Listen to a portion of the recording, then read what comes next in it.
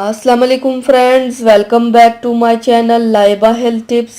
Viewers, आज मैं आप लोगों के साथ शेयर करूंगी कि कैसे आप स्किन वाइटनिंग क्रीम घर पर बना सकते हैं और कैसे आप इसका जादुई रिजल्ट देख सकते हैं।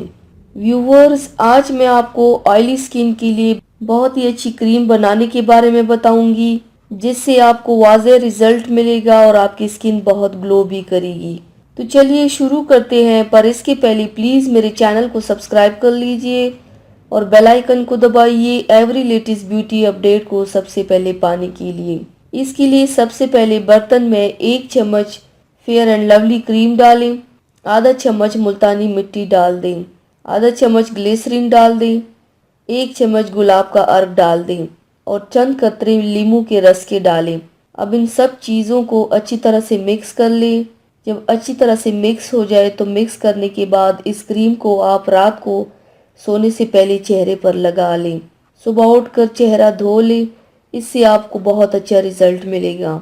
आपका रंग काफ़ी गोरा होगा और जिल्द चमकदार होगी।